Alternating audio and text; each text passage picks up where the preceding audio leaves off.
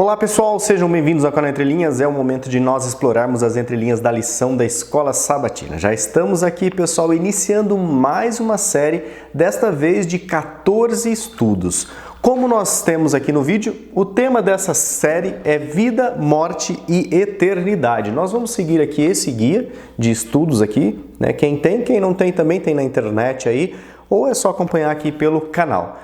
Bom, nesse trimestre, pessoal, nós temos uma pequena alteração, né? O Alexandre vai aparecer aqui somente no 14º vídeo, ok? Ele está tirando umas férias aí do Entre Linhas, mas já ele volta só para se organizar aí na vida particular, na sua graduação, no seu trabalho da esposa. Então, ele vai tentar aí organizar-se primeiro e logo mais estará conosco aqui, se Deus quiser, no próximo trimestre. Beleza, pessoal? Então teremos aqui uma nova doxologia, né? Teremos aqui o Ricardo na ponta da linha de sábado, domingo e segunda-feira. Teremos uma entrelinha aqui, onde nós vamos trazer aqui mais um livro. Nós vamos continuar então com as entrelinhas através da ponte literária com os livros. Hoje nós teremos um livro chamado Mais Esperto que o Diabo. Vocês vão conhecer esse livro e vão entender, né, essa ponte com o tema de hoje. O tema de hoje, né, desse vídeo é rebelião em um universo perfeito. Depois das entrelinhas do Ricardo, nós teremos na ponta da linha, então, de terça, quarta e quinta, com o Marcos André. Ele aceitou o desafio, né? Claro que o Alexandre é insubstituível, mas ele vai, né, do jeito dele, com as falas dele, ele vai então trazer para nós aqui, contribuir com o nosso estudo na ponta da linha de terça, quarta e quinta, e na sexta-feira teremos então as perguntas para discussão. Beleza, pessoal? Espero que vocês curtam, né? Comente, compartilhem essa nova série onde nós vamos ver sobre essa vida, morte e eternidade, esses temas, onde nós teremos aqui, não sei se vocês já leram essa parte do autor, o autor dessa série é o Alberto Tim. Ele é um diretor associado do Ellen White State Inc., membro do Comitê do Instituto de Pesquisa Bíblica e do Comitê de Instituto de Pesquisa de Geociências e atuou também, pessoal, como reitor do Seminário Adventista Latino-Americano de Teologia, o SALT. Nós temos inclusive o IAP, né, Instituto Adventista Paranaense, e dentro do IAP nós temos também lá o SALT. E o Alberto Tim, então, né, como vocês podem ver, é um pesquisador aí da área. Teremos aí muitos assuntos, muitas reflexões em cada vídeo, beleza, pessoal? Então, novamente, não esqueça de deixar seu joinha, se não é inscrito no canal, espero que você se inscreva para que você receba a cada semana, né, o alerta dessa lição que é lançada todos os sábados aí para você, beleza, pessoal? Então, por enquanto, chama a vinheta.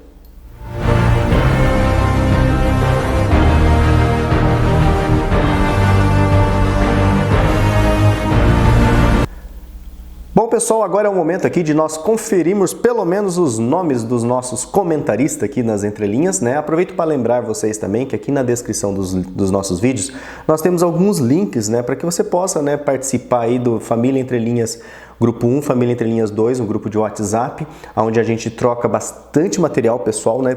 Comenta sobre a lição, sobre livros, literatura, né, envolvido, né, na lição da Escola Sabatina. Temos aqui o Família Entre Linhas ADM, onde somente nós postamos, então postamos alertas, as lições, alguma coisa que a gente acha importante, só os admins postam. E temos aqui, né, o Família Entre Linhas Religião e Política, ou Política e Religião, onde o pessoal se degladiam aqui com direita, esquerdas e coisas. Inclusive o Ricardo está tentando, né, ordenar, porque o objetivo desse grupo RP, né, é para que o pessoal enriqueça o diálogo, os argumentos, né, sobre a sua posição, sobre suas ideias, né, políticas, e não simplesmente sirva como um grupo lá para você ficar jogando um monte de coisa como um robô, beleza, pessoal? Então o Ricardo às vezes fica meio bravo lá com o pessoal, porque esse grupo foi utilizado, né, num trabalho do mestrado dele. Ele deixou esse grupo ativo, porque é um grupo interessante, o pessoal, né, discute bastante coisa, argumenta, contra-argumenta, mas de vez em quando tem um pessoal que sai meio da linha, que só usa, né, para postar coisas roboticamente. Então é para discussão mesmo, para argumentação, contra-argumentação, né, coisas aí de humanas, beleza, pessoal? Então agora vamos comentar não, né, pelo menos ver os nomes, várias pessoas aqui, tivemos por enquanto, né, mais de 50 comentários, lições fortes da Bíblia comentando conosco, Edilza Nascimento, irmã querida que sempre comenta, Margarida Melo comentando, desejando boa tarde, Camilo dos Reis Neto também desejando feliz sábado, o Ricardo comentou aqui o 7º comentário, Margarida Melo, Adriana Kuhn também comentando conosco, sempre comentou na série anterior, espero que continue conosco, Adriana. Luzilene Araújo mandou palminhas, Alexis também, Esmeralda Viana, cheguei tarde, mas ainda consigo assistir a lição, com certeza, fiquei no YouTube, minha sogrinha. Elci Ramos de Lima também, Vera Alves comentando conosco, Marta Matoso sempre comenta aí, deixa um tempinho, deixou aqui vários comentários, né? Pede oração por ela, vamos estar orando, Marta, nós lemos, né? Aqui ao vivo eu não vou ter tempo agora de ler cada um, mas nós, né, no nosso recanto individual a gente lê. Valdenice Cerqueira, muito obrigado Valdenice, o G Vitorino também sempre comentou conosco na série anterior, continue conosco. Maria Lúcia Machado Figueira, também outra comentarista do Entre Linhas, Vegetariano Consciência, deixando o CCC, curtido, comentado e também compartilhado. Luzilene Araújo comentando conosco, Joivaldo Quirino e cadê? Marbete Lopes também comenta sempre conosco, muito obrigado Marbete. Helena Saraiva, um abraço, Helena, sempre comentando conosco. A Marta deixou também o CCC, né? Marta Matoso, curtido, comentado e compartilhado. Obrigado, pessoal. O canal tá chegando aos 10 mil inscritos aí, né? Estamos aí devagarzinho, mas graças a Deus, cada semana aí uma nova pessoa adere à família Entre Linhas. Cleolírios Pereira também deixa aqui um abraço. Carlos Alberto Filiu da Silva. E Eliane Lúcia Dias, o Michel Prado, né? O último vídeo retomamos, né? O passado, os velhos tempos, e o Michel Prado também, lá da velha guarda, sempre comentando conosco. José Lima, Elizabeth Leles, Pati Santos também comentando conosco, a Arthur Aires, Elaine Cristina Pereira, Marinalva Ferreira, lá da Espanha de Astúrias, Hilda Pinheiro Silva, mãe do Ian, um amigo nosso, um fã nosso, um abraço Ian, um beijo bem gostoso do irmão Lúcio aí em você. Shirley Barros, Crispim Elcio, Genésio Mioto, mandando parabéns, Dorcas Fonseca e Saskia Câmara também é outra que sempre comenta conosco, e a Saskia também está conosco desde o comecinho lá dos anos, né, pessoal? Muito obrigado pelo carinho, né? Nós lemos pelo menos o nome de vocês dessa vez. São vários comentários aqui. Então, assim, não tem como a gente agradecer, né, esse tempo que você dedica para parar todas as suas coisas, além de assistir o vídeo. Claro que é um benefício para você, para manter-se, né, em comunhão com Deus, mas você perde um tempinho lá, né? Dedica um tempinho para deixar lá um like e um comentário. Muito obrigado, pessoal. Lembrando que quando você tem esse engajamento com o canal, o YouTube, né, sugere esses vídeos para os seus amigos aí das redes sociais, perto do YouTube geograficamente. Então eu recebo vários vídeos que depois um amigo meu vem comentar que ele assistiu. Eu falei assim, eu sei que você assistiu porque o YouTube me sugeriu esse vídeo. Então é assim, pessoal, a gente vai espalhando o evangelho, não meio sem querer, porque é querendo, mas através aí do comentário, das palminhas, se envolva nesses canais, porque essa mensagem vai ser divulgada aí na plataforma. Muito obrigado então, pessoal. Bom, nós então agora teremos aqui, vamos para a parte mais séria da lição, nós vamos iniciar aqui mais uma série de estudos. O Ricardo já vai vir aqui com a ponta da linha, mas antes, né, nós não teremos o Marcos aqui nessa parte, vai ter só lá no final onde ele vai encerrar com oração.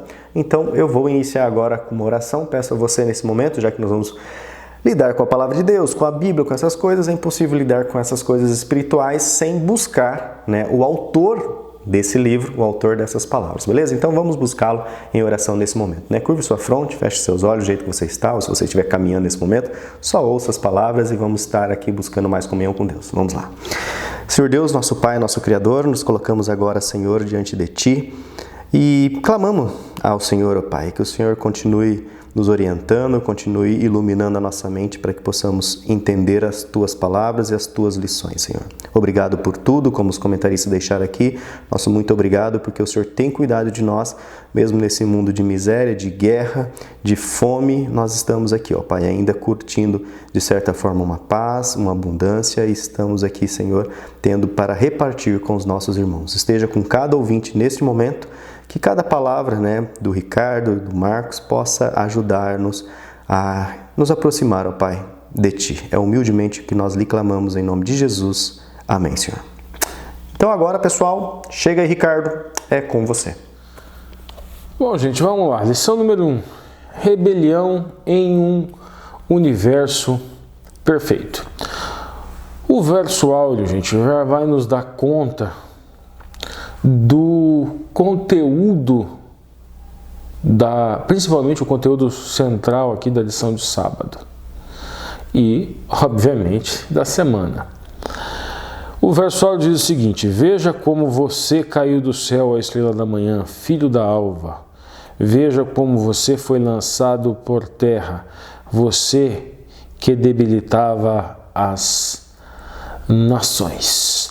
Então nós temos neste texto uma multiplicidade interpretativa. Os judeus, por óbvio, interpretam que estrela da manhã aqui estaria se referindo exclusivamente ao rei da Babilônia, enquanto os cristãos interpretam que se refere ao rei da Babilônia, mas aqui haveria uma relação de tipo e antitipo entre o rei da Babilônia e Satanás. Esta linha de pensamento dentro do cristianismo é a mais comum. E existe, obviamente, aqueles que interpretam que se refere exclusivamente a Satanás. Dentro do judaísmo, obviamente que existem linhas minoritárias que entendem que é o rei da Babilônia e Satã, o inimigo, mas vocês percebam que em judaísmo e cristianismo, uma é majoritária, aquela que é majoritária no judaísmo é minoritária no cristianismo, e aquela que é minoritária no cristianismo é majoritária dentro do judaísmo. É óbvio que existem várias linhas com algumas diferenças entre elas ali internas. A expressão estrela da manhã na língua hebraica, Helel, significa aquele que brilha, significa estrela da manhã. Algumas traduções já vêm escrito Lúcifer ali no texto. Agora, por que eu falei que ele traz ali uma explicação?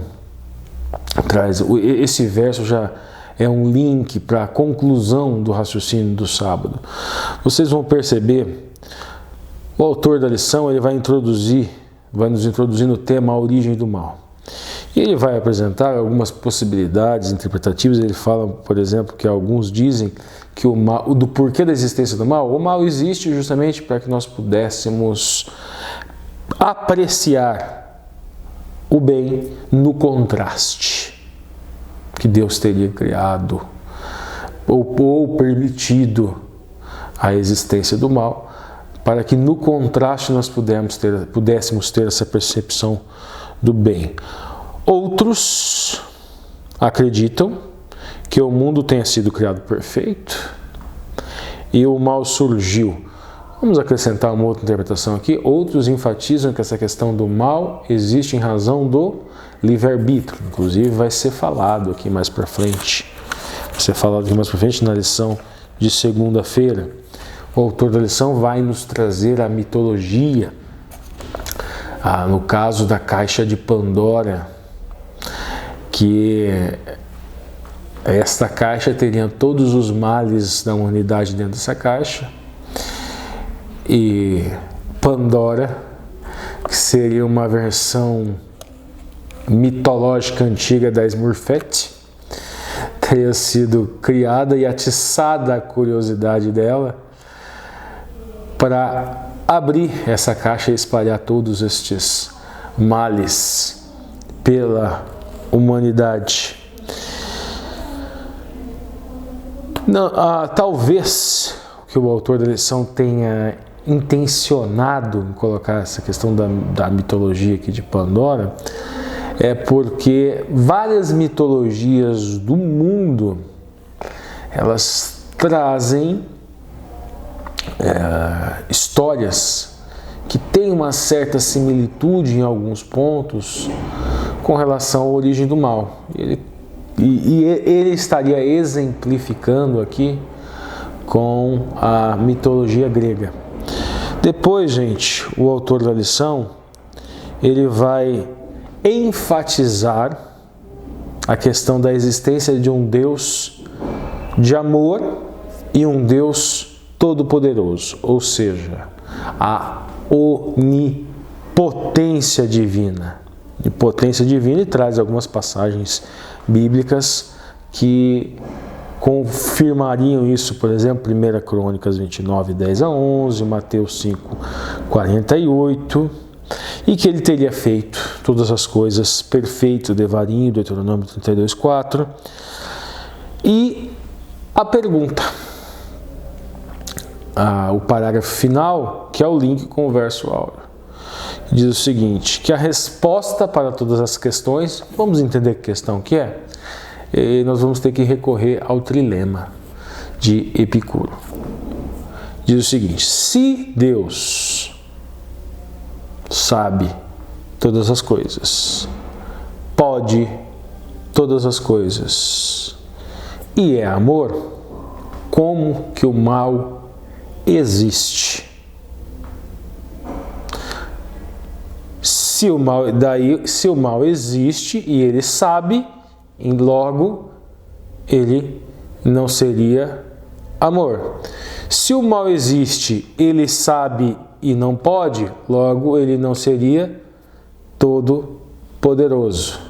E assim tem outras interrelações possíveis dentro deste sistema. E o autor nos sugere que justamente Isaías 14:12 seria a chave para nós começarmos a tentar solucionar essa questão, que diz o seguinte: mas antes da queda o mal já existia, manifestado pela serpente Nahash, que está lá no Bereshit, Gênesis 3, do versículo 1 até o versículo 5. Por isso nós precisaríamos voltar até mesmo a um tempo anterior ao lapso, anterior ao pecado da humanidade, a queda da humanidade, para tentar solucionar essa questão. Aí nós chegamos na lição de domingo.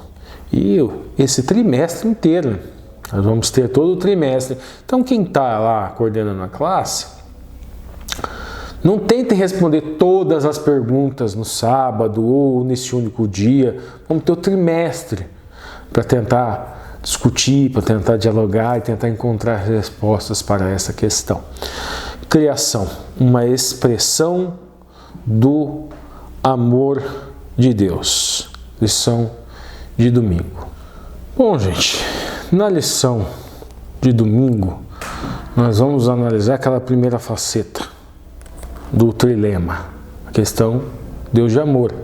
Vamos entrar, aqui o autor, ele entra dentro dessa palavra, que propriamente ela é uma palavra neutra. As palavras elas são neutras, elas são carentes de significado. Quando as palavras elas se tornam signos, aí existe uma batalha por significados, por significação. E as pessoas lutam. Não, amor significa isso, amor significa aquilo. Aí você vai encontrar um exemplo disso que se chama refração de significado, refração sígnica. A biologia vai explicar de uma maneira, a psicologia vai explicar de outra maneira, a religião vai explicar de outra maneira. Vão existir várias maneiras dentro de uma sociedade. Uma pessoa pode entender, pode explicar de uma maneira, outra pessoa pode entender de outra. Então, a necessidade de um estudo mais aprofundado. O que seria um discurso profundo com relação ao amor? Discurso profundo com relação ao amor seria aquele que traria toda essa pluralidade de significados que essa palavra poderia encontrar quando ela se revestisse de significação. Então vamos lá, o autor busca. Ele traz um discurso tentando buscar, buscar esses sentidos, esses significados. Nós temos aqui no primeiro parágrafo, que vai nos dizer, que vai falar um pouquinho sobre a questão da natureza. vai enfocar essa questão da natureza, que o olhar para a natureza, hoje em dia, não refletiria plenamente este amor do Criador, que a natureza ela teria um aspecto ambíguo.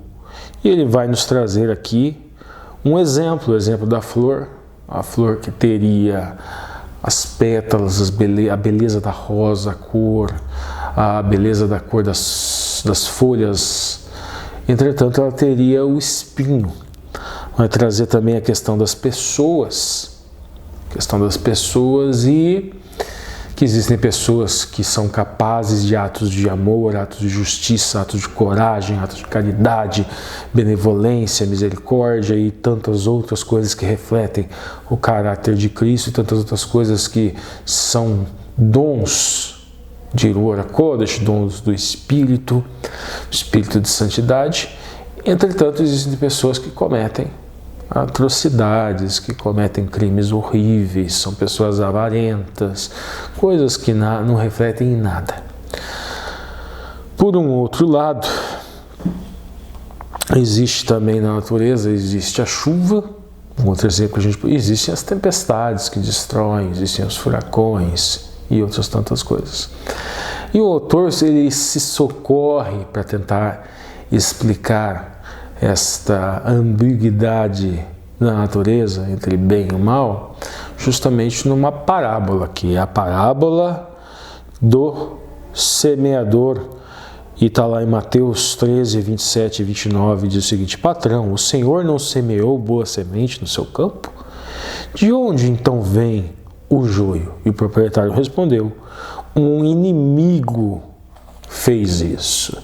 E a aplicação que ele vai dar aqui é a criação.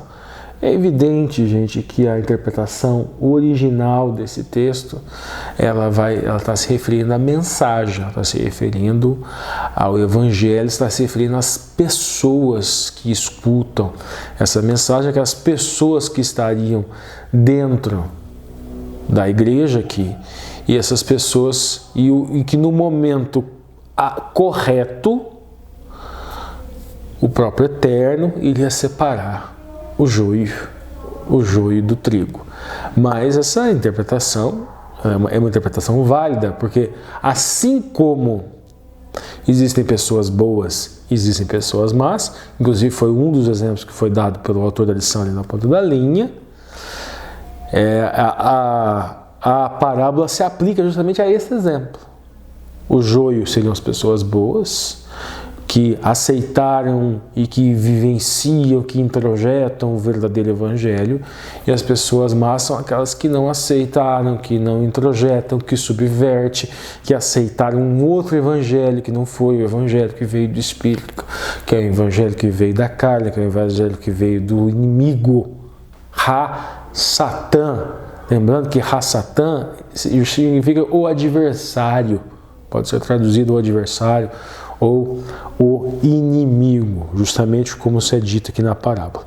Primeira pergunta, pede para a gente ler João, do capítulo 4, do versículo 8 até o versículo 16, que fala, basicamente, a gente não precisa ler, basicamente vai falar sobre aquele que não ama, não conhece a Deus, porque Deus é amor, vai falar da natureza do amor de Deus e que os seus seguidores, os seus filhos, também refletem essa natureza de amor de Deus. E o autor da lição constrói um jogo de linguagem dizendo que essa questão de Deus é amor, ela traz três implicações básicas. A primeira seria: o amor, por sua própria natureza, não pode existir fechado em si mesmo. Ele deve ser expresso. O amor de Deus seria compartilhado internamente, Pai, Filho e Espírito, e externamente entre Criador e criatura. O que a gente pode desenvolver aqui esses primeiros aspectos? Bom, vamos lá. A essência divina é o amor. Ele isso faz parte da sua natureza, da sua natureza divina, da sua Elohut, da sua ousia no grego, natureza, essência. E quando ele cria um universo, esse universo só poderia refletir esse amor. E quando ele se relaciona com a criatura, esse relacionamento só poderia refletir também esse amor. Então, um Deus de amor não poderia, sem negar a sua essência de amor, criar um ser sem a capacidade de negá-lo, sem a capacidade de negar esta essência, porque esse ser não seria livre. Então, um ser de amor não poderia criar um ser não livre, um ser escravo, um ser que fosse obrigado a amá-lo. Um amor que não fosse... O amor genuíno, ele é espontâneo. Então, esse seria um dos primeiros elementos. Mas então ele não seria onipotente? Não. Primeiro, a palavra aplicada a Deus é todo-poderoso. Se criou lá um neologismo. O neologismo é o El Shaddai, que é traduzido por todo-poderoso, e criou-se esse adjetivo, a questão da onipotência, que muitas vezes traz o equívoco. Onipotência significa não há nada fora dele que possa limitá-lo. Mas existem coisas dentro da sua própria essência de amor. Então Deus ele é incapaz de praticar um ato que seja contrário à sua essência de amor. Ele é amor. Ele não é amoroso, ele não é afetuoso, não, ele é amor. É diferente o texto. Vamos continuar, vamos então para a próxima. Segundo, tudo o que Deus faz é uma expressão de seu amor incondicional e imutável. Isso aqui também já está relacionado com o que a gente já falou antes. Isto inclui suas obras de criação, suas ações redentivas, até a manifestação dos seus juízos punitivos. Por isso que o texto bíblico fala que ele é tardio na condenação. Ele é rápido na misericórdia, é longânimo, mas ele se demora, porque ele dá a chance do arrependimento. Existe sempre aquela alegoria do cálice. Para que venha a punição, o cálice da iniquidade precisa transbordar.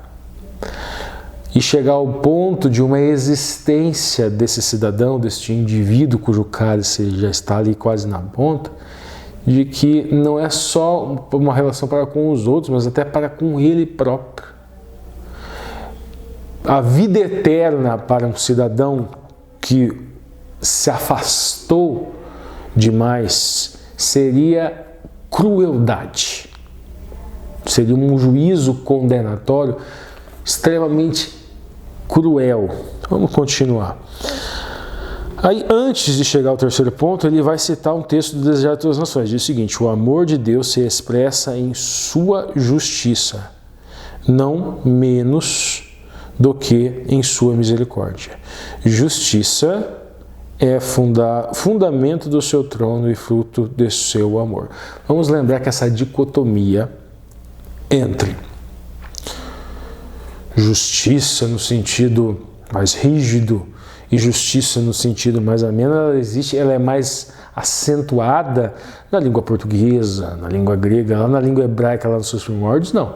Tzedakah é ato de justiça e ao mesmo tempo de caridade. Você pode ser traduzido para as duas coisas. Mitzvah é mandamento, mas também é salvação, também tem uma conotação menos rígida, assim como Tzedakah. também tem. Então essa dicotomia, ela não existia lá atrás. E hoje em dia existe o quê? Hoje em dia existe uma batalha entre legalistas, aqueles extremados, e aqueles liberais extremados justamente pelos signos. E é por isso que cada um tem as passagens favoritas. E a Bíblia acaba virando chacota. Mas não que ela seja, mas esses novos intérpretes que criam essa batalha por significado, dão arma muitas vezes para aqueles que têm dificuldade. Não é arma propriamente, né, gente? Dão razão, dão causa para aqueles que têm dificuldade de aceitar a inspiração divina. Depois nós vamos por terceiro ponto. Diz o seguinte: visto que Deus é amor, tudo o que Ele expressa este sentimento. Ele não pode ser originador do pecado. Bom, então vamos lá. Não pode ser originador do pecado. Nós temos uma passagem bíblica que pode ser trazida por muitos, que ela vai estar lá em Isaías 45:7, que fala: eu formo a luz, eu crio as trevas, eu faço a paz, eu crio o mal. O Senhor faz todas estas coisas. E aí, como é que é? Como fica esse terceiro princípio frente a essa passagem? Bom, vou repetir, gente. O hebraico é uma língua muito complicada. Então, nós temos que ter uma coisa que é original, e as discussões, os jogos de linguagem que tinham naquela época e os jogos de linguagem que tem hoje. São completamente diferentes. A Trindade é um exemplo típico. Nós temos lá os unicistas, que falam da existência de um único Deus, é um único ser, é uma única pessoa, e de um lado, no extremo da ponta, e o trinitariano que entende que Trindade são 3 deuses, 3 seres, 3 pessoas. Esses dois aqui não tem briga por significado, propriamente. Então, eles são totalmente opostos, então eles não brigam por significado, eles simplesmente não aceitam passagens, eles fazem de conta que certas passagens que são diferentes do que eles acreditam não existem, esse daqui também. Mas, por exemplo, dentro dessa visão unicista, existe uma visão menos extremada, que entende que é um Deus e são 3 manifestações divinas, porque a gente falou em Trindade aqui, né, gente? 3 manifestações divinas. E dentro desse outro lado aqui existe uma visão que fala o seguinte, que é um Deus em 3 pessoas. Em 3 pessoas. É um ser em 3 pessoas. O outro aqui é um ser em 3 manifestações. Vocês percebem que é parecido? Aqui, nessas duas, mesmo uma sendo antitrinitariana e a outra sendo trinitariana, eles leem qualquer passagem que não precisam propriamente, não precisam também, eles leem do mesmo jeito, só que um entende que é manifestação, outro entende que é pessoa.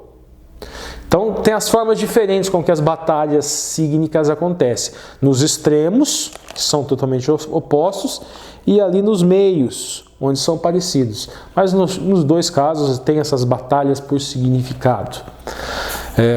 O errad, né, que é mas pode ser primeiro, e assim por diante. Não é esse o tema central, então vamos voltar aqui para essa questão de que ele não originou o pecado, e o texto de Isaías aqui: eu formo a luz, eu crio as trevas.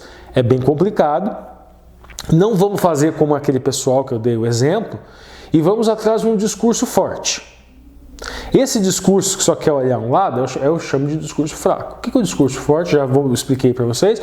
É um discurso que apresenta todas as possibilidades de significados, sígnicas da palavra, e depois opta, cria opção. Não vamos dizer que é isso. Então vamos lá. Primeiro, a expressão eu formo a luz, o yetzer, que significa formar, ou também pode significar moldar. Mas é que formar a luz, formar o ouro, não tem problema. Não traz. Agora, eu crio as trevas, e a expressão é bará. É aquela mesma lá do comecinho, Bereshit bara Elohim, et hashamayim ve'et ha'aretz. No princípio criou Deus os céus e a terra. É o bará. no princípio criou, bará, que muitos pensam que é o criar do nada, mas não é. Em várias outras passagens na Bíblia, pode significar criar do nada, como também pode ser aplicado em outras situações que Deus não cria a partir do nada. Bará pode significar criar, moldar ou formar, mas aqui nesse ponto também não temos, criou as trevas, a escuridão, não tem problema, mas veja o paralelo do texto, luz, escuridão, beleza? Vamos para o próximo paralelo. Eu faço a paz, eu crio o mal. Então nós temos aqui a expressão faço a paz, o shalom, é assá, que significa fazer, manufaturar, fabricar, mas também pode significar lidar. Esse último significado não é relevante para eu fazer a paz, não tem problema, né? Não tem maiores problemas em dizer que Deus, que Elohim, faz a paz, assá.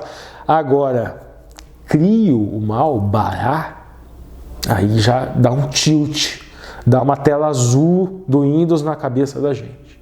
Não dá? Tá. Alguns vão dizer, não, ele cria porque ele permite, porque ele cria. Mas não é só isso, né, gente? Aí tem uma solução que é um começo de solução, que é interessante.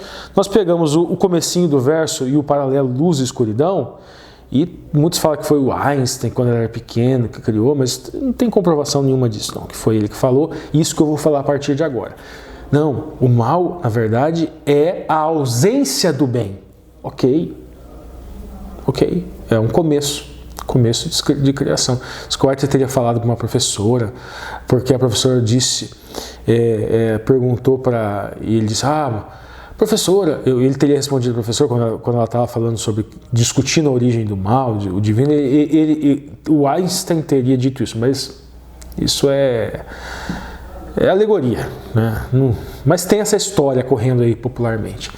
E ele teria respondido, professora, a escuridão existe? O professor, sim, claro que existe a escuridão. Pois então, a escuridão é a ausência de luz. Logo, o mal seria a ausência do bem. Então, nesse sentido que Deus teria criado o mal. É uma boa resposta? Mas não vai até. Mas é uma resposta para os nossos dias, com jogos de linguagem dos nossos dias, não vai lá atrás. Lá atrás não tinha essa visão, essa discussão. Então vamos tentar lá atrás também.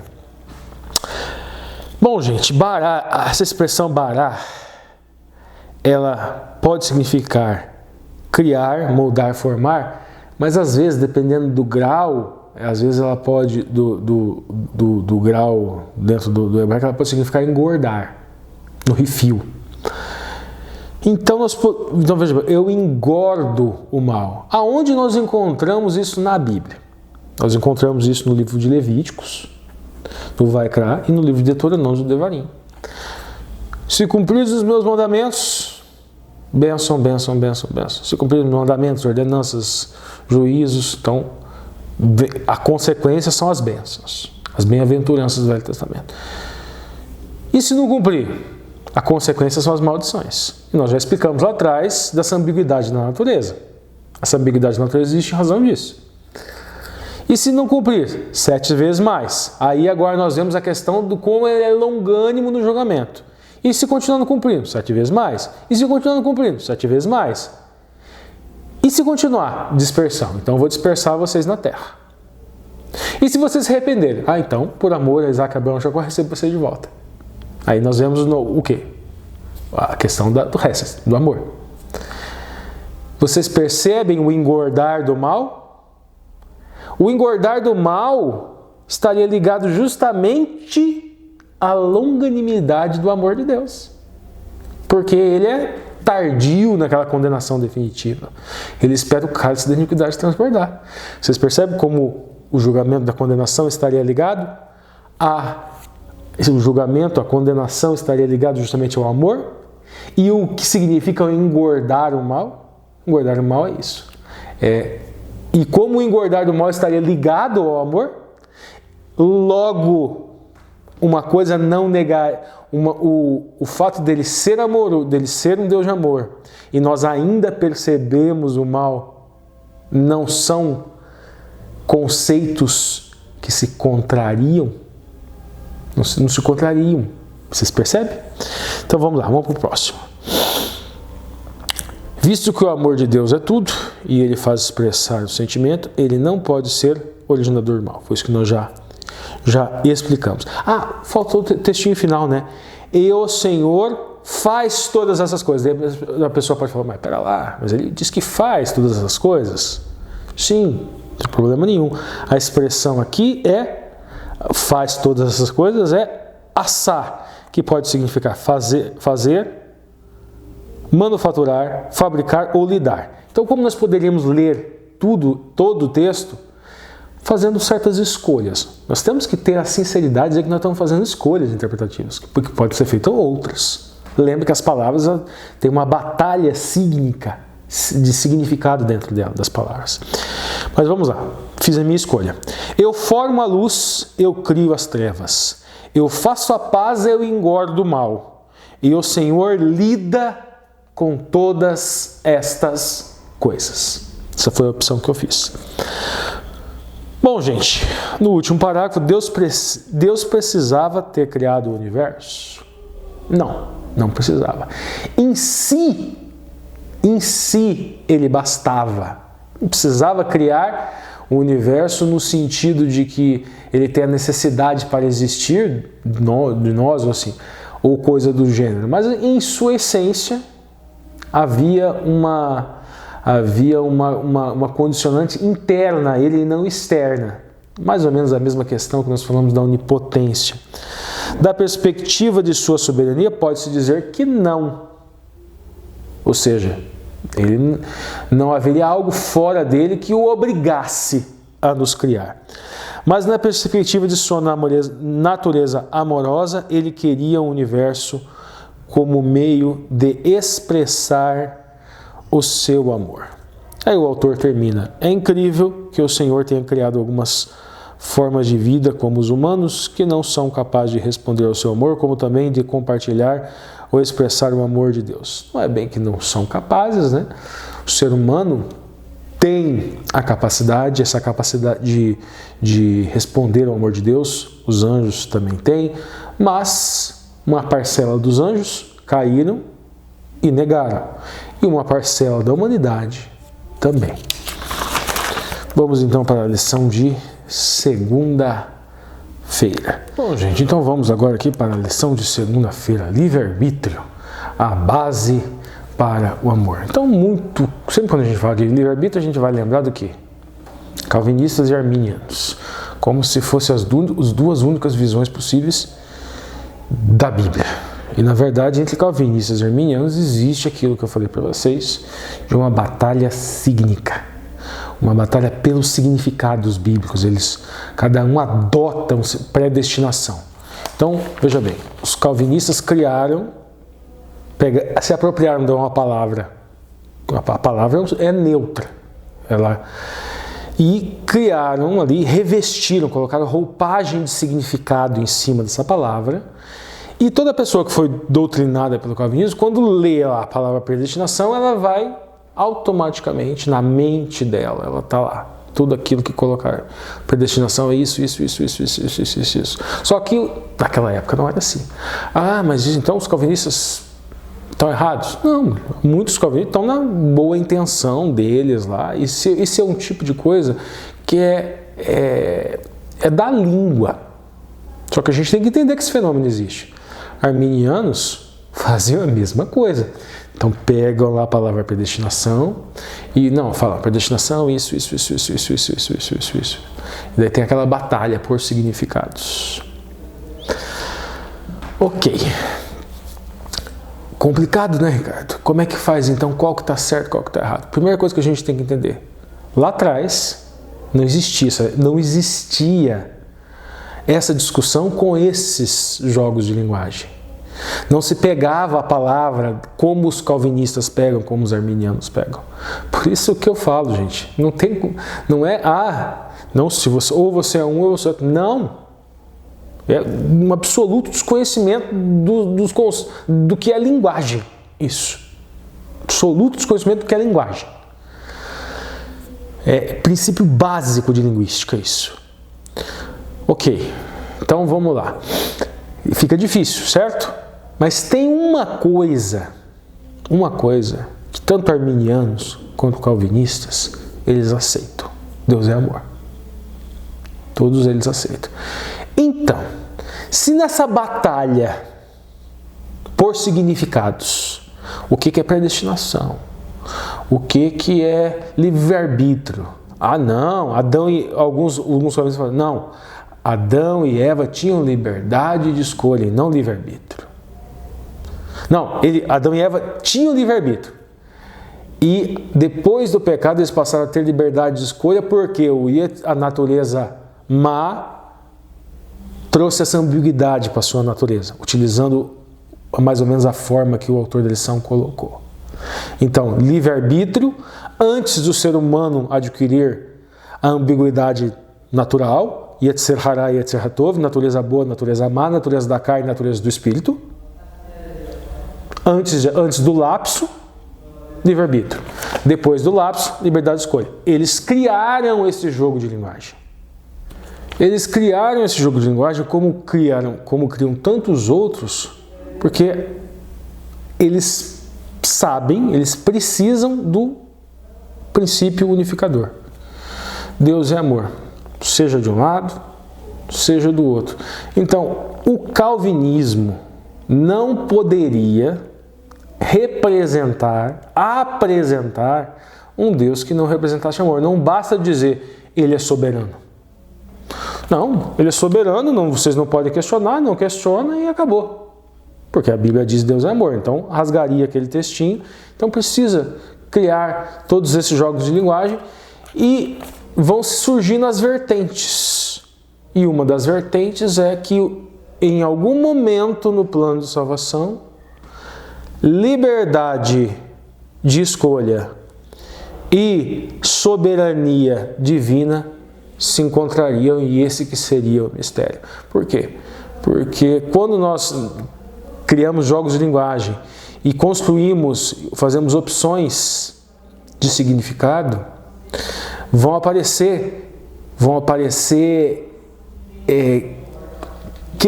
questões de logicidade interna, logicidade ou ilogicidade interna e externa.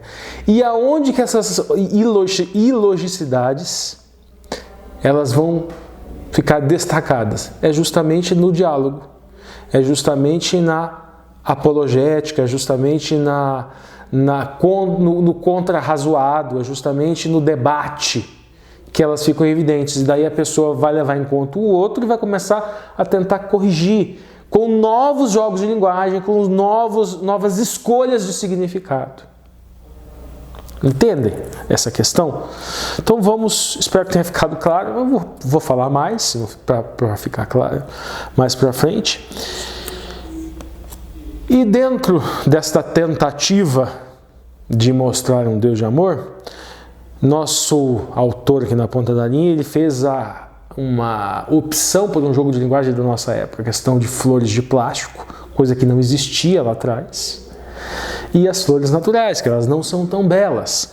Os robôs, que são pré-programados a realizar tarefa, mas eles não têm emoções, não teriam liberdade de escolha, não teriam livre-arbítrio. São condições indispensáveis para receber, cultivar e compartilhar o amor. Então ele faz uma comparação ser humano, robôs, flores naturais, flores artificiais.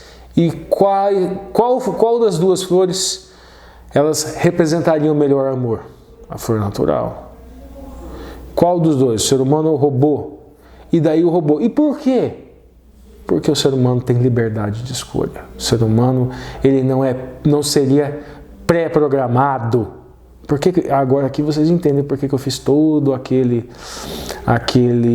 discurso com relação aos arminianos e aos calvinistas, né? Porque nós vamos chegar neste ponto aqui. A questão da livre-arbítrio ou liberdade de escolha ser um reflexo do amor de Deus. E as duas visões, elas iriam tentar enfatizar isso. Mas nós não precisamos nem de um e nem de outro para enfatizar o amor de Deus. Nós podemos ler a Bíblia sem a lente arminiana, sem a lente calvinista. Esse jogo de linguagem não existia no texto original. Esse jogo de linguagem não existia na época que o texto foi escrito. Não existia. Essa batalha cígnica por significados não existia na época. Então vamos lá. Vamos continuar. A vida e o livre-arbítrio são condições dispensáveis para receber e cultivar amor. Assim como o nosso Deus amoroso criou os anjos, incluindo o próprio Lúcifer, seres humanos com liberdade para fazer suas próprias escolhas, incluindo a possibilidade de seguir o caminho errado, ou seja, de negá-lo. E aqui, gente, vai falar, no segundo parágrafo, vai falar da questão de Deus é amor e que manifestou seu amor enviando seu Filho para morrer. O ponto-chave que o autor destacou aqui é a questão de que, ponto-chave nessa interpretação é que a condenação do pecado recai sobre ele próprio. Então, novamente, nós temos duas interpretações, agora com relação à Trindade. A natureza divina do Messias, do Mashiach, ou que ele seria um ser criado ou não criado. Qual que é o princípio unificador? O amor. Qual das duas interpretações reflete melhor o amor? Aí é uma escolha de cada um. O Deus criado, ele criou um ser para que a condenação caísse sobre esse ser. É um Deus de amor. Agora, a condenação, não. Eu vou me fazer carne, eu vou me fazer homem e essa condenação não vai cair sobre eles, vai cair sobre mim. Qual dessas duas interpretações representam mais? Deus é amor. Independente de análises etimológicas. Qual das duas? Beleza, cada um tira a sua conclusão. Agora, o ponto que ficou para trás, que nós demos um salto para... Nós analisamos já o ponto que o autor acaba, né, lá na ponta da linha, o ponto em que ele termina falando isso. Justamente isso. Ó. Deus não ordenou a existência do pecado, apenas o permitiu a sua existência. E na cruz tomou sobre si a punição máxima do pecado, o que o habilitou a erradicá-la em definitivo. Mas ficou uma questãozinha para trás, que é o seguinte: se Deus sabia que Lúcifer se rebelaria, porque ele o criou, a criação de Lúcifer não torna Deus responsável? Novamente, gente, aquela questão de uma luta de significados. O que seria responsável? Ele é responsável porque ele permitiu que Lúcifer se utilizasse da sua liberdade de escolha e, de certa forma, trapaceou? Vejamos, não seria uma trapaça? Ele seria de fato amor se antes da criação ele escolhesse, selecionasse aqueles que iriam obedecer ou não obedecer? Vocês percebem que acaba contradizendo justamente a natureza divina? Amor, gente, ele tem que ser espontâneo. Você amar ao ponto de obedecer, de amar ao ponto de querer aquilo para você, aquele caráter dele para você, amar ao ponto de não negá-lo, é um reflexo do amor. Deus criou seres que deveriam espontaneamente amá-lo. Espontaneamente. Se antes da criação ele seleciona aqueles que espontaneamente irão amá-los ou não, ele, na verdade, ele neutralizaria, seria uma artimanha para neutralizar a liberdade de escolha. Seria uma artimanha, seria uma trapaça. E Deus é incapaz dessa trapaça. Por questões externas? Não, por questões internas. Justamente porque ele é amor. Então ele não negar a existência de um ser, porque ele sabe que ele irá negá-lo, esse ser não seria um ser de amor. Vocês percebem que da mesma maneira, gente, e nós também precisamos ter a honestidade, tá? Qual a honestidade? O trilema de Epicuro, conforme a escolha por significados que nós encontramos da palavra amor, ele não é um trilema que prova que Deus não existe. Mas se nós fizéssemos outras escolhas de significados para a palavra amor, para a palavra onipotência, ele seria. Então, como que esse trilema ele é atacado? Escolha de significados. É uma opção, é uma escolha. Nós precisamos ter essa honestidade intelectual. Bom, gente, a lição de hoje agora é com o Marcos, não é com o Alexandre. O Alexandre vai dar um tempo da gente e o Alexandre, pelo menos ele prometeu que ele volta no 14º sábado, na lição número 14. E agora vamos para a entrelinha. Bom, gente, vamos lá para a entrelinha. O livro de hoje que nós escolhemos é Mais Esperto do que o Diabo. Esse livro foi escrito, gente, em 1938 por Napoleon Hill, só que ele não foi publicado, o que é uma coisa muito interessante. Lá nos anos 30 ele foi publicado, neste século ele foi publicado, neste milênio ele foi publicado na década passada, 2011.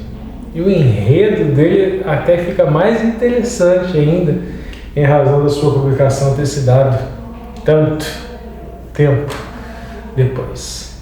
Então vamos lá, gente.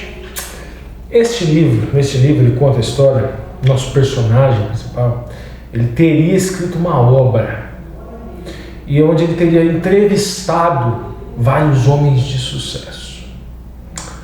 Vários homens de sucesso que prosperaram. Ele teria criado uma obra que traria as condições para as pessoas prosperarem na vida, terem sucesso profissional, sucesso no seu trabalho. Contexto. Trouxe um pouquinho de contexto. Ele vivia numa época, gente, onde se acreditava que os títulos, que o sangue, que a nobreza, que a genealogia, que isso é que era a chave do sucesso. Ele estava num ambiente que estaria querendo se contrapor justamente a essa ideia. E no começo da história, logo no começo da história ali, ele mostra o conflito dessa pessoa, porque ele fez a entrevista, concluiu a sua obra, buscou os parâmetros do sucesso e ele não tinha sucesso. Vai contando ele pulando de emprego em emprego, de lugar em lugar, até que ele vai parar vivendo de favor na casa de parentes. E num determinado momento ele começa a se indagar e procurar se encontrar com um outro eu, aquilo que ele chama de um outro eu. O interessante que a gente já pode trazer aqui para esse livro, gente, é que ele fala que é o eu da fé. Mas o eu da fé aqui não é a fé religiosa, tá, gente? É um eu de convicção, em contraste com o eu do medo. Convicção. E nessa, ele andando ali por uma escola, ele se vincula com esse outro eu. Esse outro eu que pode trazer para ele um conhecimento infinito, que seria a cúpula do conhecimento infinito.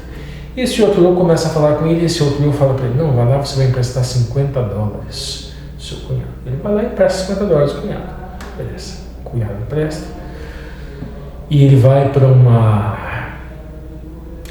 quarto de hotel, e o outro eu dele fala para ele pegar uma suíte mais cara. E aquilo ali daria mais ou menos 2 dias de hospedagem com aqueles $50. Gente, $50 em 1938 é bastante dinheirinho bom. Não é igual $50 hoje, não. Beleza. Mas ele obedece. E daí o outro eu dele fala para ele ligar para todo mundo que ele conhece para tentar vender a obra dele. E ele começa a ligar. E o outro não, tem mais alguém. Até que ele encontra alguém, e esse alguém vem, esse alguém financia a obra dele e dá todo o dinheiro para ele conseguir se manter, continuar ali, hospedado, coisa e tal. E continua a história desenrolando, e esse outro eu sempre ajudando ele a conseguir as coisas. E esse outro ele fala que é o eu justamente da fé, da confiança, coisa e tal. E o livro dele vende, e depois o outro eu dele dá uma dica para ele, uma outra dica, uma outra chave para ele, com relação a vendas, a como que eles poderiam vender carros com mais efetividade. E ele entra em contato lá com outra pessoa e ele ganha mais dinheiro. E o suficiente para se manter, se vinculando com aquilo que ele chama de outro eu. No livro tem vários exemplos, ele fala, trazendo exemplos de pessoas entrevistadas, o Henry Ford. Então, gente, ele tem essa visão assim, que a gente pode até discordar, mas do contexto da época estava se contrapondo a algo que é correto, a outra posição é correta. Mas vamos lá, vamos continuar então a história, chegar no ápice da história. Tem essa primeira parte, que é narrada a questão com ele, né? E tem a segunda parte, que é, depois que acontece tudo isso, ele vai entrevistar o diabo. Aí vai ter todo um desenrolado texto ali, ele falando que pouco importa se vocês vão achar que é verdade, que é mentira, se era um ser pessoal, se não era, ou se eu estou falando de uma abstração, se eu estou falando de uma força, estou falando disso ou aquilo. Daí no final eu pessoalmente acho que é um ser mesmo. Ele se posiciona, mas ele deixa aberto para o leitor e depois ele vai seguir para a entrevista. E ele entrevista o diabo, que exige o inimigo, vamos dizer, para parar de usar essa palavra feia, que eu também não gosto muito. O inimigo exige que ele seja chamado de majestade, senão ele indaga, mas como você é majestade? Mas eu controlo 98% das pessoas. Mas você controla as pessoas? Eu controlo 98%. Como? Daí ele começa a explicar como ele controla. Ele começa a explicar que é a alienação, o mecanismo. E vai explicar o que é alienação. São as pessoas que elas não querem pensar por si própria, aquela que querem que os outros digam a ela o que ela tem que pensar com relação. E aí onde essas pessoas perdem a liberdade de escolha. E ele no livro vai explicar como isso acontece. Ele fala que chega um ponto que realmente isso acontece. E ele fala que a educação, que os pais, os professores, as religiões, todos seriam responsáveis por esse processo de alienação, de fazer com que as pessoas não pensem por si. O primeiro aconteceria na casa, que ele se utilizaria dos pais, as crianças eles ensinariam as crianças a buscar o seu exemplo, a imitá-los, o seu exemplo, e o exemplo às vezes não era nem tão positivo. As escolas que não se utilizariam de métodos para fazer as crianças pensarem, mas simplesmente reproduzirem pensamentos de outros, e ainda recompensariam com notas, recompensariam com aprovação, com títulos e tudo mais. As igrejas, e daí um ponto interessante que ele fala, eu utilizo pessoas que em tese estariam no outro polo, porque tem uma parte aqui no livro que ele vai dizer que eu sou o inimigo dizendo, eu sou o negativo, eu sou o ponto negativo, e eu entro na mente das pessoas pelo medo, e eu entro também, um outro ponto ele fala que ele entra pelo suborno, e o suborno seria elogios, seria alimentação. Eu alimento os desejos das pessoas, as pessoas se alimentam mal e acabam enfraquecendo a sua mente e acabam se alienando. Então ele se utilizaria, vamos lá, pais, igreja, escola, trabalho também na própria sociedade, E daí ele vai falar a questão do suborno. Suborno seriam tudo aquilo que nós chamamos de pecados. Ele vai falar a questão do cigarro também, que seria ele textualmente ele usa a questão do cigarro, e a questão da bebida, que ele primeiro ensinaria a pessoa a fumar para botar a sua mente, que depois ele conseguiria entrar na bebida, que a bebida também levaria à alienação, à gula, ao desequilíbrio alimentar, também levaria a pessoa à alienação, ou seja, à incapacidade de não pensar por si, o elogio, a lisonja, porque ele alimentaria a vaidade, o orgulho das pessoas, que levaria à alienação, incapacidade de pensar por si próprio. Esse seria o começo. Depois ele vai fazendo outras perguntas e ele vai falando assim, mas e como a gente pode evitar? É possível ter um ponto de retorno? Aí ele vai explicar uma outra chave do livro ali, que é a questão do ritmo hipnótico, que seria justamente o processo de aniquilar essa questão do pensar por si, da liberdade de pensamento, liberdade de escolha. O que seria o ritmo hipnótico? Ele fala que seriam como os hábitos, seriam como notas musicais. Ele vai se utilizar dessa mensagem. E conforme os hábitos negativos, lembra lá no começo que ele fala que ele é o negativo, ou seja, a negação do divino, o divino é o positivo. Só que ele chama para si, querendo dizer que o universo inteiro, ele exige assim, positivo e negativo, querendo se igualar. Mas vamos lembrar, gente, é o discurso do inimigo, o inimigo falando que ele é como se fosse o positivo e o negativo, que dá movimento às coisas. Eu prefiro a interpretação de que o positivo é o divino, no sentido de que o inimigo é apenas a negação, e não numa alegoria de energia, onde positivo e negativo gerariam a energia do universo. Mas no discurso do livro, o inimigo fala isso. Mas o que ele fala com a questão do ritmo, ali, o ritmo hipnótico, para trazer pessoas para o lado negativo, para que elas sejam do lado dele. Os hábitos seriam como notas musicais. E essas notas musicais formariam o ritmo.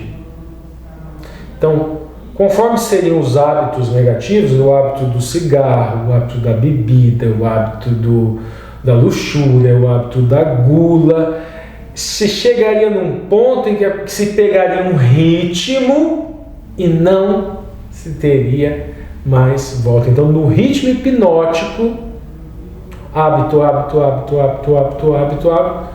o ritmo permaneceria até que se chegava num ponto em que eles não voltariam mais. E ele começa a dar exemplos, ele começa a falar que os ditadores eles estão do lado dele. E dá o exemplo de Hitler, exemplo de Mussolini, olha a época, gente, 1939. Hitler, Mussolini, Stalin. E depois ele sai desse e vai para um outro. Ele fala que também a propaganda, porque um mecanismo nada melhor seria nada melhor como uma ferramenta do que fazer a pessoa pensar que aquela ideia é dela, que aquele pensamento é dela, que ela está pensando por si. Uma maneira de enganar as pessoas e fazer com que elas caiam na alienação. E depois ele começa a trazer as chaves para a pessoa se livrar. E uma das chaves é a questão definição de propósito no tempo, com hábitos, obviamente, hábitos positivos. E ele fala, gente, eu trouxe para vocês aqui, ele fala de 7 princípios que serviriam para vencer o jogo da alienação inconsciente. Primeiro, eu trouxe uma síntese aqui, primeiro seria definição de propósito, é o definir o propósito. No livro ele fala de 3 pontos centrais do livro, logo no final do livro, estamos chegando no final. O primeiro seria a questão da alienação. O segundo seria a questão dos hábitos enquanto o ritmo. E o terceiro seria o tempo. E ele estabelece 7 princípios. O princípio primeiro seria definição de propósito. Segundo, domínio de si mesmo. Aprender com a adversidade. Cuidar do ambiente de influências. Daí o quinto, tenha noção do tempo e tenha um Mr. Mind.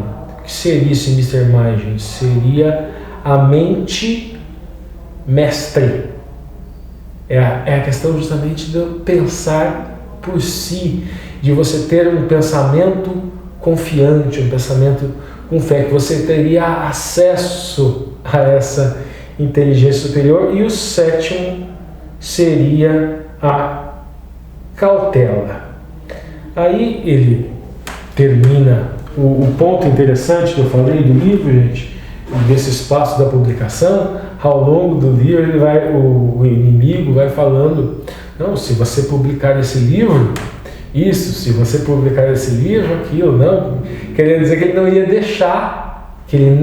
deixar que os seus, ele iria se utilizar dos seus agentes, do lado dele, do lado negativo, para que esse livro não fosse publicado, porque senão as pessoas iriam despertar. E curiosamente, o livro só foi publicado em 2011. Nós estamos tratando aqui de uma obra póstuma. As aplicações e os significados deste livro, eles refletem uma realidade muito voltada ao mercado. Ele enfatiza muito pessoas que prosperaram, sob o ponto de vista mercadológico, sob o ponto de vista empresarial. Então, alguns pontos de reflexo do significado da obra são ligeiramente incompatíveis, mas nós podemos criar aqui um significado refratário e aplicar justamente essa questão a questões espirituais, a questões da fé. Lá no começo do livro, ele tem aquele eu da fé, que é uma fé no sentido de confiança, gente, confiança empresarial, confiança empreendedora. Nós podemos transformar isso no eu espiritual. A fé como sendo o elemento que mantém, que capaz de nos trazer essas verdades a este auditório dessa inteligência superior do divino, essa inteligência do espírito de santidade, refratando obviamente do livro. A gente também pode ter essa questão do ritmo da alienação, ritmo alienante, como sendo Satanás, Satã, se utilizando de mecanismo para que o nosso cálice da iniquidade transborde através dos hábitos negativos. Nós devemos buscar hábitos positivos que deixem a nossa mente mais lúcida, que deixem, igual você fala no livro, olhando alimentação, olhando questões de saúde, hábitos alimentares, hábitos físicos, fazer exercício físico, respirar ar puro, evitar alimentos que sejam ricos em gordura, ricos em carboidrato, buscar alimentos saudáveis, mais naturais, e assim por diante, para manter a nossa mente livre de influências malignas. Mas o ponto que mais toca na sociedade de hoje, gente, que fala no livro também, que nós podemos trazer essa questão espiritual, é ego, é a vaidade, que seria uma ferramenta do inimigo. Então nós temos muitos agentes políticos, inclusive. Não, se você é de Jesus, você vota em X. Se você é de Cristo, o cristão tem que votar no sujeito X, o ateu é que vota no outro. Uma estigmatização, uma pressão se utilizando do discurso religioso para, não, quem vota no X é inteligente, quem vota no Y é burro. E esses mecanismos, além de serem mecanismos de pressão, que não servem para coisa nenhuma, as pessoas simplesmente vão se afastar de você. As pessoas simplesmente não vão ver você como uma fonte limpa do Evangelho. É exatamente isso.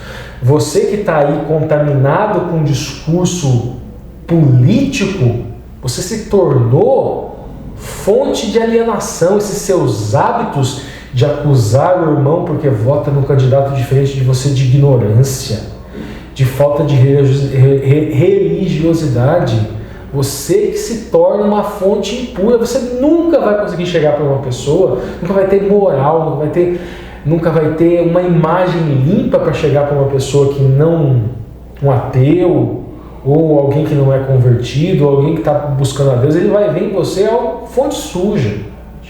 Vamos ter essa claridez de pensamento, vamos nos libertar dessa alienação.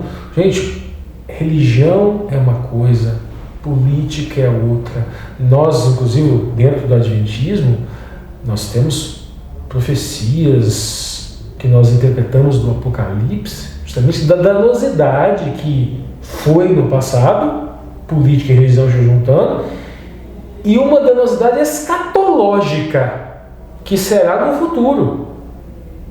Ou seja, a igreja adventista, ela tem uma interpretação que no futuro Estado e religião vão se juntar novamente, e os mesmos danos da época de Roma papal, que tinham o poder político e religioso fundidos, haverá no futuro. Como que hoje nós estamos fazendo isso dentro da nossa igreja? Fica essa reflexão para vocês. Olá, amigos do canal Entre Linhas. Nessa semana eu recebi aí uma difícil tarefa, a tarefa de cuidar da linha da lição no quadro Na Ponta da Linha, de terça-feira até na quinta-feira. Essa tarefa é muito difícil para mim pelo fato de que eu sei das implicações doutrinárias e teológicas que são tratadas na linha da lição. Eu sempre tratei aqui no canal Entre Linhas de assuntos mais periféricos, né? Então eu não tinha tanto essa preocupação. E também pelo fato de que eu venho aqui utilizar esse espaço que é a do Alexandre. E o Alexandre faz essa participação de maneira brilhante. A participação dele na semana passada foi fantástica. E eu já quero encabeçar aqui uma campanha Volta Alexandre. Eu sei que ele deve ter aí os motivos para dar essa pausa na participação dele aqui, mas nós podemos aqui chamá-lo de volta pedindo que o mais rapidamente ele esteja aqui conosco. Essa notícia de que o Alexandre iria dar uma pausa na participação dele me fez pensar sobre o futuro do canal Entre Linhas, né? Nós sabemos que aqui nesse mundo tudo que começa acaba um dia. Será que nós vamos ficar aqui velhinhos gravando o canal Entre Linhas? Será que Jesus Cristo volta antes? Será que alguém vai nos substituir aqui e dar continuidade a esse trabalho? Não sei. Será o que vai acontecer com o canal Entre Linhas no futuro, né? Então, a gente pode pensar a respeito disso. Bom, mas nós estamos aqui para falar a respeito da lição. E na terça-feira tem um título A Ingratidão Misteriosa. E o autor trata a respeito de Ezequiel no capítulo 28, dos versos 12 a 19. Até esse ponto, né, o autor tratou da lição e o Ricardo tratou a respeito disso, do fato de que Deus é inquestionavelmente bom e também do fato de que ele nos deu livre-arbítrio, nos deu liberdade para fazer escolhas morais que podem ser para o bem ou para o mal. E aqui no capítulo 28 de Ezequiel, o autor trata inicialmente sobre o fato teológico desse texto, que ele foi escrito para tratar a respeito do rei de Tiro. Tiro era uma cidade muito próspera, uma cidade muito bonita, uma cidade que realmente causava orgulho aos seus moradores, mas que em determinado momento foi destruída pela sua iniquidade. E o rei de Tiro, por ser aí o líder dessa cidade, ele foi utilizado aqui como uma forma de fazer uma analogia com a queda de Satanás, com a queda de Lúcifer, no caso, né, de um anjo bom, de um querubim que vivia no céu, na presença de Deus, mas que em determinado momento houve aí um resquício de maldade no seu coração. Lúcifer vivia num lugar perfeito, na presença de um Deus perfeito, e ele era perfeito, porque o texto ele trata a respeito da perfeição, dizendo você era perfeito nos seus caminhos desde o dia em que foi criado, até que se achou iniquidade em você. Iniquidade é pecado, né? 1 João 3, verso 4, diz que a iniquidade é pecado. Então essa comparação entre o rei de Tiro e o querubim não é uma doutrina exclusiva dos adventistas do sétimo dia, não somos só nós que falamos a respeito disso, você encontra aí diversos comentários bíblicos falando também a respeito desse tema. Os versos 11 a 19, embora apresentados como um hino fúnebre ao rei de Tiro, dificilmente podem ter sua aplicação limitada a esse príncipe. As figuras usadas vão além da referência local. Ao considerar o caráter e as atividades do rei literal de Tiro em visão, Ezequiel viu mais longe, por revelação divina, e enxergou o ser invisível mais poderoso a quem o rei de Tiro servia.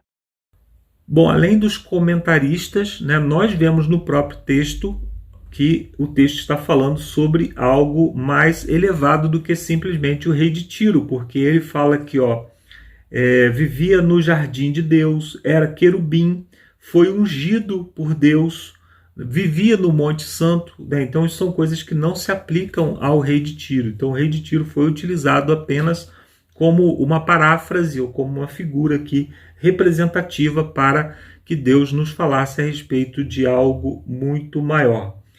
Bom, o texto termina aqui, a linha da lição termina com um texto do livro Verdade sobre os Anjos, que diz o seguinte: o pecado é algo misterioso e inexplicável. Não havia razão para a sua existência. Tentar explicá-lo é procurar uma razão para ele. Ou seja, qualquer tentativa para explicarmos o mal é o mesmo que justificá-lo, é o mesmo que tentar encontrar uma razão para ele. Não é à toa que o apóstolo Paulo chama a iniquidade de um mistério.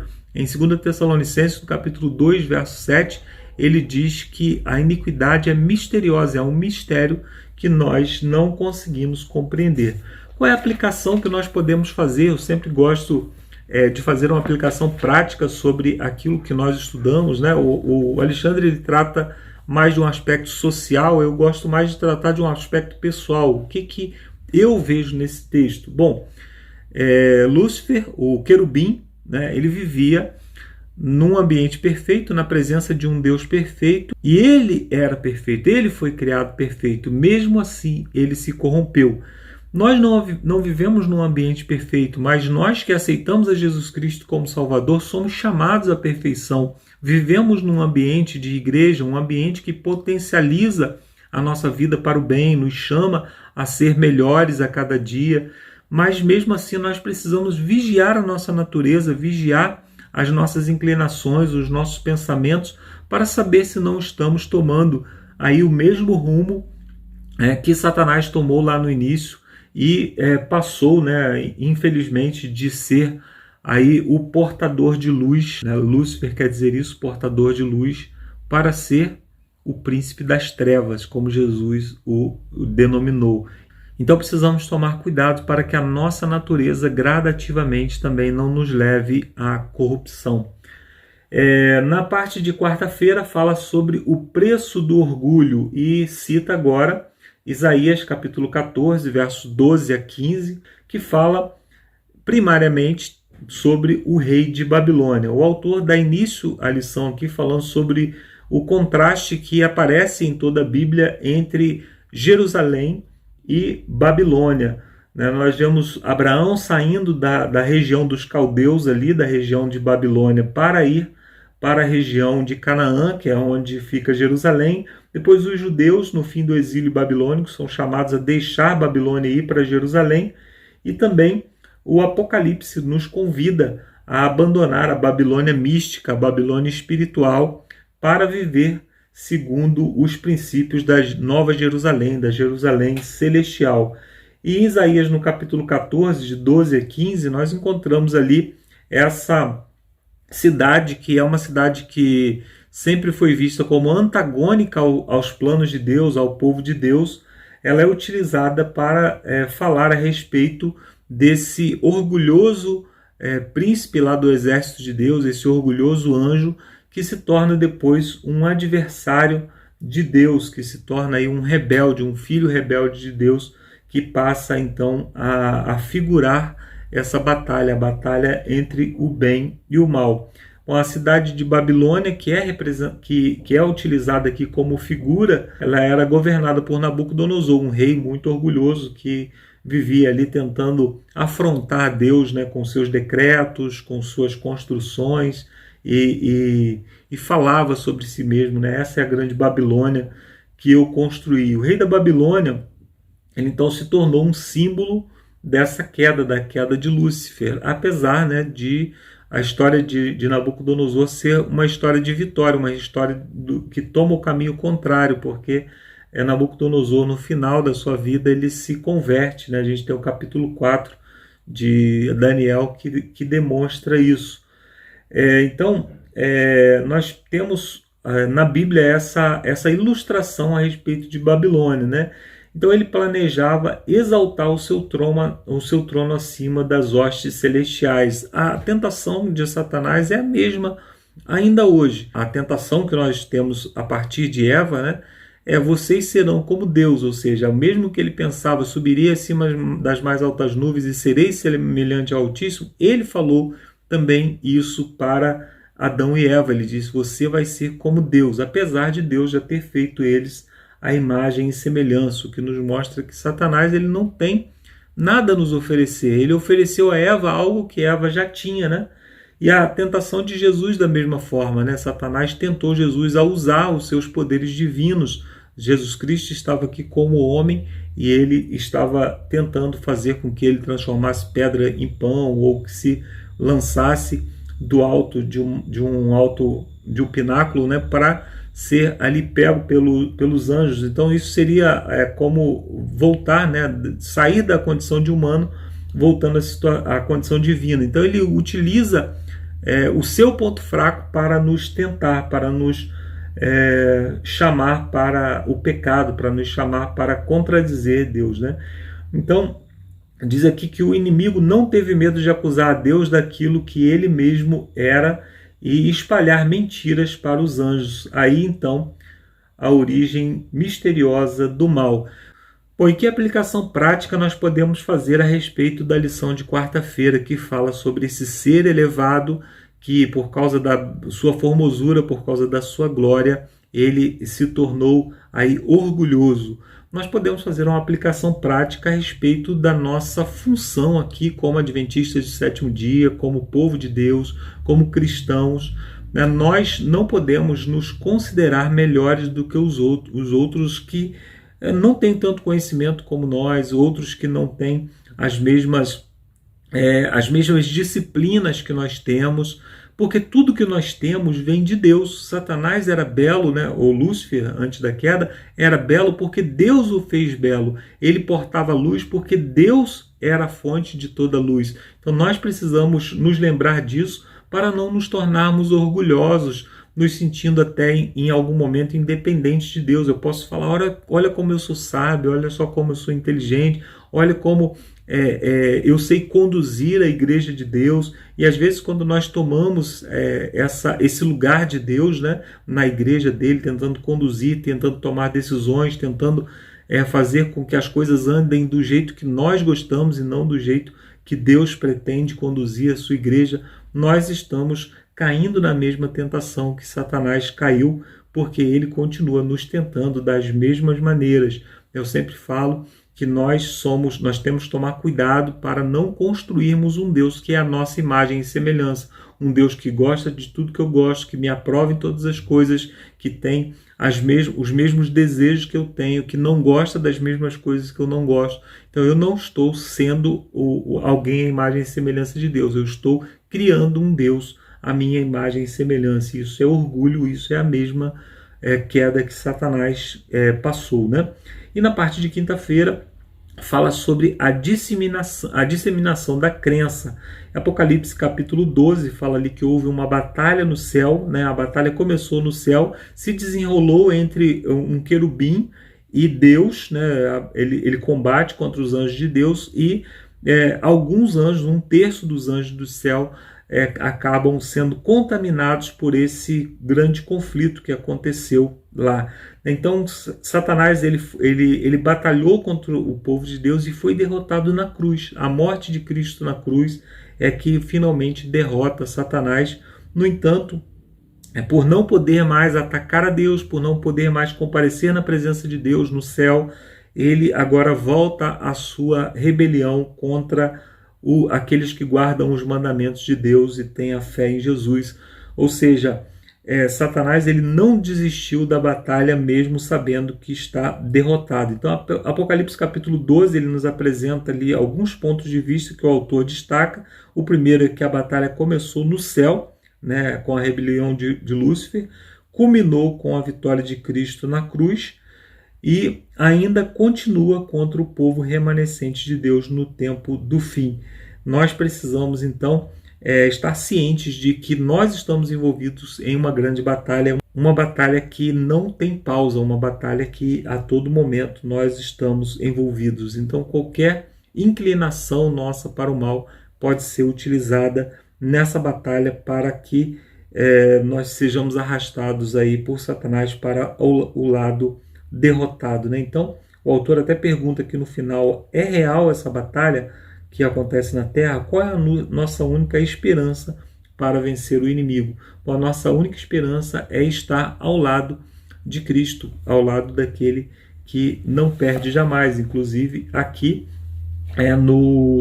em Apocalipse 12, né, no verso 11, diz assim: eles, pois, venceram por causa do sangue do Cordeiro e por causa da palavra do testemunho que deram, e mesmo em face da morte não amaram a própria vida. Então Deus nos chama hoje para ser esse povo que reconhece que venceu não pelos seus próprios méritos, não pelo seu próprio orgulho, não pelo que possui, mas pelo sangue do Cordeiro que nos lavou e que nos salvou de todo o mal.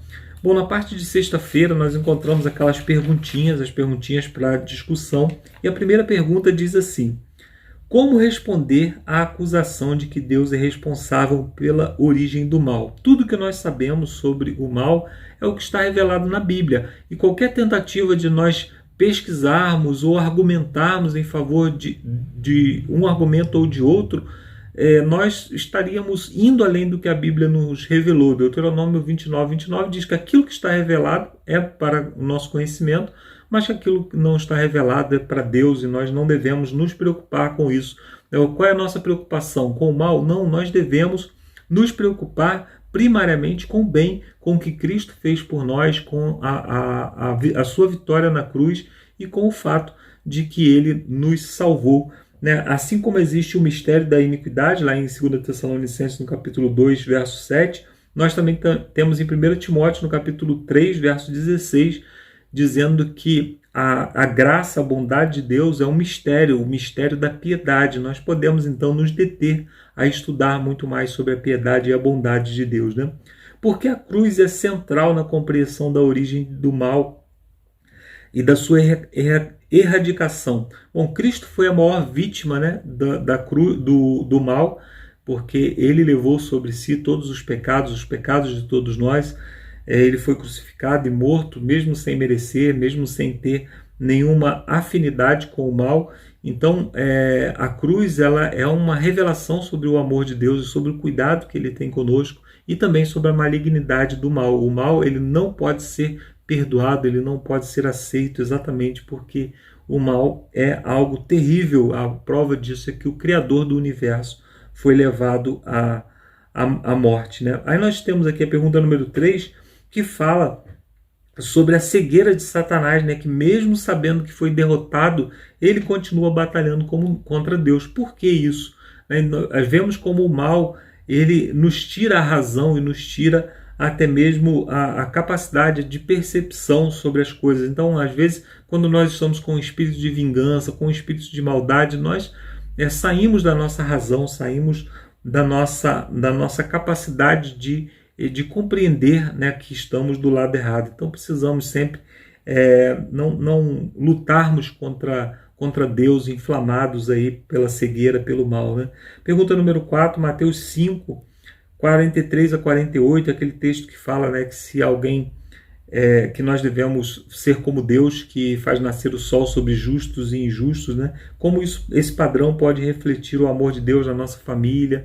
É o serviço, né? Nós precisamos ter como meta servir as pessoas que estão ao nosso redor, abençoar as pessoas que estão ao nosso redor e fazer com que o bem ele seja realmente algo real na nossa vida. E a pergunta número 5 fala que o diabo anda ao derredor como um leão rugindo procurando a quem possa devorar, né? Então, como nós podemos nos preservar das ciladas do diabo, né? Através da fé, através da salvação que Cristo nos oferece gratuitamente e através do reconhecimento do amor de Cristo que nos cerca por todos os lados e que é o nosso único meio de encontrarmos liberdade, de encontrarmos salvação e de encontrarmos a vida eterna.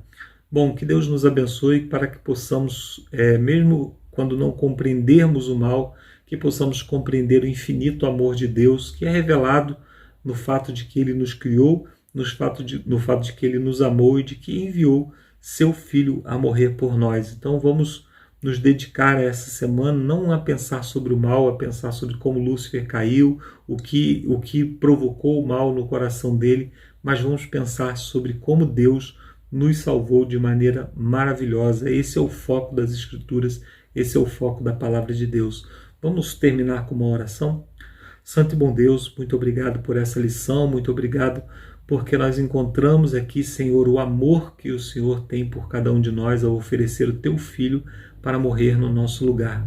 Salva-nos para o Teu reino, nos dê a cada dia a paz e de saber que o Senhor está cuidando de todos os aspectos da nossa vida e nos dê a Tua salvação, em nome de Jesus. Amém. Obrigado, amigos, e até a semana que vem com mais um estudo da Palavra de Deus. Valeu, Marcos. Obrigado aí por você assumir esse desafio nesse trimestre e trazer para nós na ponta da linha. Obrigado também pelas perguntas para a discussão e também obrigado pela sua oração que encerrou o estudo dessa lição. Valeu, Ricardo, firme e forte, com muita saúde, graças a Deus.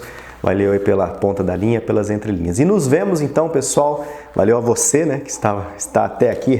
Fui agora até o último Lúcio, né, porque não tem agora o segundo Marcos.